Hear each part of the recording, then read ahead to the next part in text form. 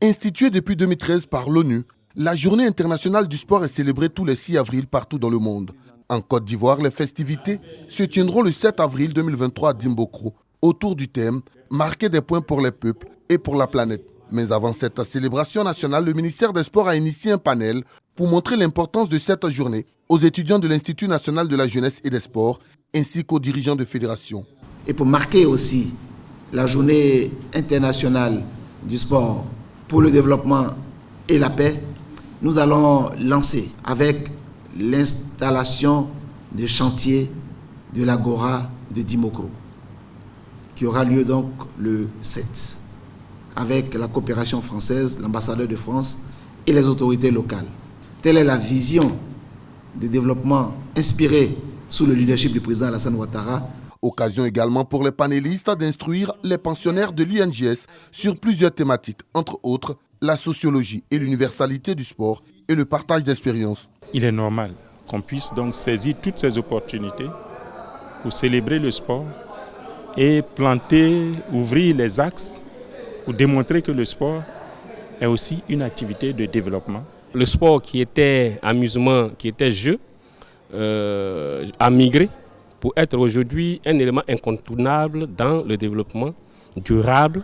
Notons que l'objectif de cette journée internationale du sport est de sensibiliser les décideurs et les partenaires du mouvement sportif sur le potentiel du sport pour adresser les problématiques de paix et de développement.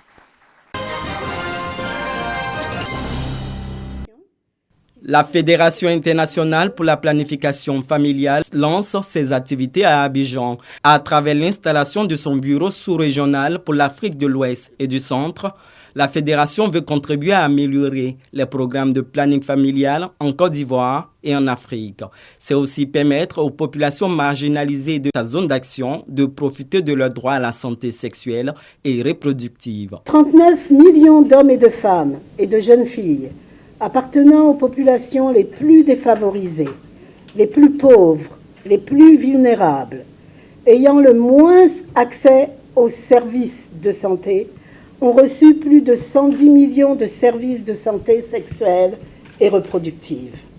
Pour mieux faire face à ce défi, le ministère de la Femme, de la Famille et de l'Enfant a mis en évidence les actions du gouvernement. Pour un meilleur adressage de ces problèmes, le ministère de la Femme, de la Famille et de l'Enfant, à travers ses structures socio-éducatives, pourrait jouer un rôle dans la sensibilisation, la prévention, la référence vers les structures de santé et l'accompagnement pour un bien-être.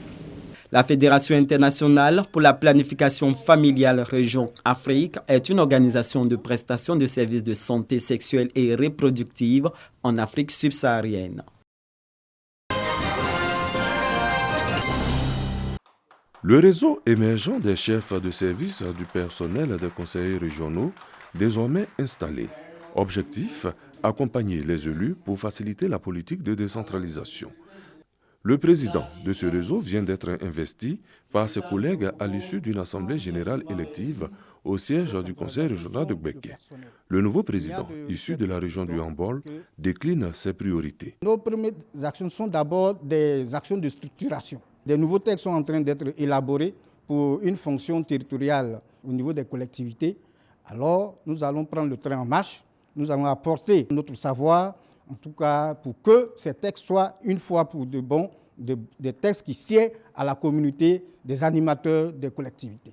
Parrain de l'investiture, Ouattara Draman, cadre de la région du Hambol, sa représentante appelle à l'union autour du nouveau président. Le message principal, c'est le message d'unité, le message de cohésion. Vous savez, c'est un homme épris de ses valeurs et il tient à ses valeurs.